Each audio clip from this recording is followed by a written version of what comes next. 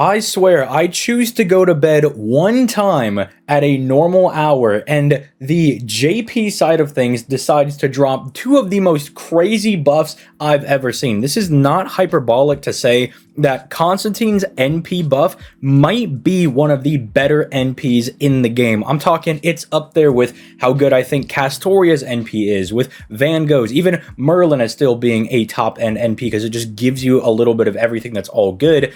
He's definitely up there. For him to be doing all of this on his NP is a bit ridiculous. And then Don Quixote, they actually gave him the ability to loop. They took the one detriment off of his skill and then just tacked on two strong of, well, I guess one strong effect, and then the other one can be nice, I suppose. You can get a little bit of mileage out of it. It'll help his damage out a bit. But yeah, I am not able to do a blind reaction to this one because as soon as I woke up, I had friends going, dog, you gotta talk about these buffs because these buffs are insane. And I can't believe for the Servant Hotfixes series that I'm trying to do, again, when stuff gets slower like this, I should be able to kind of put more of those videos out. I was considering Constantine as a candidate for that because, you know, he's got a decent kit, but he needs a little bit more. But never did I think they were going to give him the buffs they did. And same thing for Don Quixote. I never thought they would take the detriment off because he's kind of a meme character. You know, like,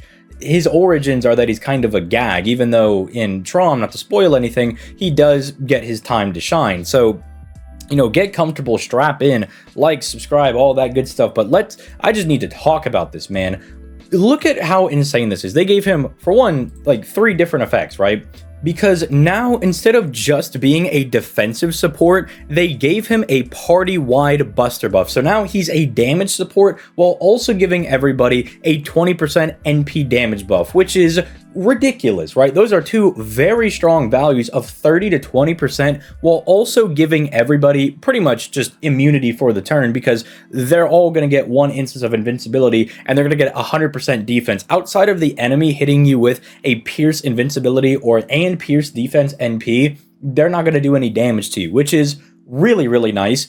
And it just, I don't know, it does the one thing that I thought they were kind of going for when you look at his skills. It's, okay, so he's supposed to be kind of tanky himself, and then, you know, he gives himself like a nice couple of buffs, you know, generating stars, getting NP, getting a little bit of crit damage, and then when he goes down, he passes that off to another ally, which, you know, I think is pretty interesting. But usually not all of the most interesting skills are going to be the best skills. But dude, he's giving a Buster Mana Burst to the entire party because you get 30% here, 20% here, plus the 20% attack buff, plus the 20% NP damage. He's giving you every buff type at respectable values. I mean, the 20% for both of those is good. A 50% Buster Mana Burst for free, for nothing, while also making sure that you're taking zilch for damage for the entire turn.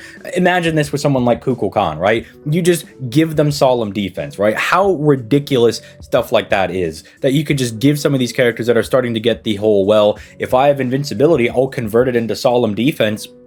It's ridiculous for those people. It's insane. And you don't even waste the invincibility because some of these NPs that provide you, say, a dodge or some other defensive value, you know, sometimes you already popped a dodge skill that also gives you, say, a card buff or something. Think something like Jack, or even someone like Jalter, who's still pretty good now, has invincibility on her buster buff. So you don't even waste the invincibility. It's not like it's wasted. It's really ridiculous. And I think this is the only guy right now that can stack invincibility on everybody, which is ridiculous because we've had stackable guts, but this is the first stackable invincibility.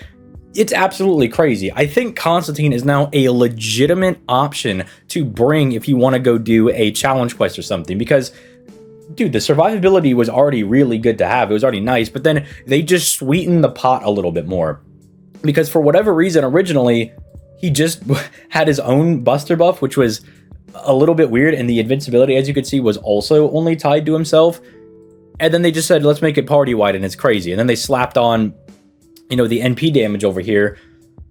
And bro, he's just kind of nasty. He's a little bit nasty with it, which I think is so ironic. I mean, you would have thought that maybe it would have been better for them to drop this buff while Constantine was still on rate up over on the NA side of things, because then we could see that and go, oh my goodness, he's going to be insanely cracked in about 2 years, or maybe even less, as we do get some buffs early. Remember, I think King Hassan's buff was a bit early on the NA side, and Dante's was like 9 months early. So we could also get this early. That's the other thing you got to consider, that they might drop some of these buffs early for us, and it just rewards people that actually went for Constantine. Then again, he's a support. You could always just bring a friend instead, and use your own Merlin, Koyanskaya, whatever have you, whatever servant you decide to use.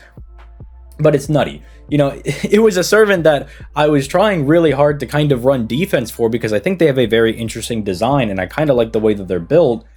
But now they're just nasty. Now they're just sick nasty with it, which I have no complaints with, because while I do think that Constantine probably could have gotten a little bit more in Trom, he's clearly supposed to be a big deal. He's one of the main, I guess, antagonists is what I would call him for Trom, even though that's kind of getting into spoiler territory if you haven't read it yet. But yeah, he's a big head honcho in the Singularity, let's just say it that way.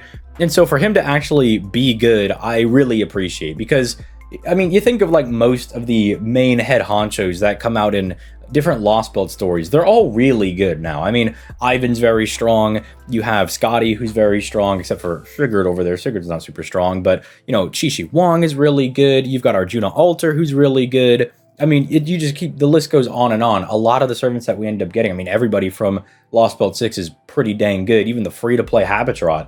So the fact that he can now sit up there with the rest of the other like story relevant people and say, yeah, I'm also pretty good, I think just feels nice. It just feels nice to me. And then Don Quixote over here, they buffed his third skill. So yeah, you can see they just removed the demerit and then let him bomb 30 stars instead of just 20, which is super nice. And then he also got a super large power mod, which I think is not the most useful thing, but considering that he already has a power mod against giants, you could think of this as technically an extra bit of a power mod, I suppose, because I think a lot of these people are also on giant, or I mean, and let me just double check. It's not that they differentiate giant and super large, or they do. Okay, that's a little unfortunate. Okay, that is a little bit unfortunate. I didn't think they were going to differentiate between super large and giant. I thought you could get both. Maybe that would be a little too broken. Maybe that would actually be a little too good. But still, not nothing when it comes to people that you're able to fight. These are some pretty big, beefy dudes that you might see in 90 plus or 90 plus nodes. Okay, like the demon guy from the next event that we're going to get over here on. No. Yeah, he is here. I thought he was super large. Yeah, this guy that's going to be in the 90 plus on the NA side of thing. Having Don Quixote hit this guy who's a berserker and is super large would be really nice. Like, it's not nothing to have the super large one. I mean, it's kind of worse for someone like, say, Arthur, because Arthur also kind of wants to be a looper, and his damage is a little bit on the weaker side. He's kind of reliant on that. But, Don Quixote now being able to hit 2 different types of people can definitely help out those that did go ahead and go for him, right?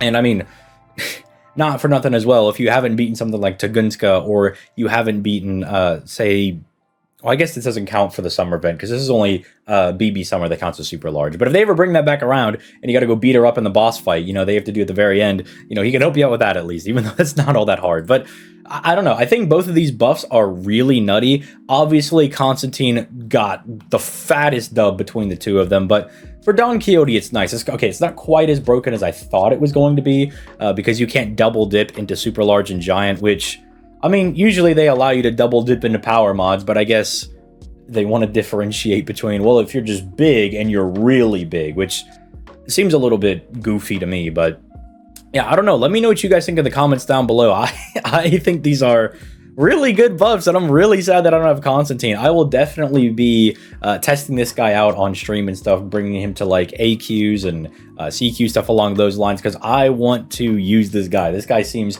really insane. The only thing that maybe hinders him a bit is that it's a Buster NP, and he's got like pretty low NP gain. I know that's the point of the first skill over here, is to pump it up, but that's only for 1 turn. So That is the only thing that might hold him back, is if you're not able to consistently get NP. But seeing as you're going to have a Merlin probably on the team as well for not only the HP recover, but for the 20% battery and the NP recovery, that should help mitigate those issues a little bit. And if anything, you could look at the Buster NP as a little bit of an upside. Say you're doing, I don't know, Merlin, Jalter, Constantine, right? And you only have 2 Buster cards for Jalter over there, and you really want to do a Buster Brave Chain and just crit the person into oblivion. Well, that's where this comes in handy. You know, not only are you going to buff up those cards that are later on in the chain, but you also get to Buster Brave Chain in the first place. And then you're also just immortal for the turn, basically. So yeah, this guy's very gross. He's pretty good, and I can't wait to do some pretty extensive testing on him. But with that being said, I will catch you guys in the next video. Peace, late guys.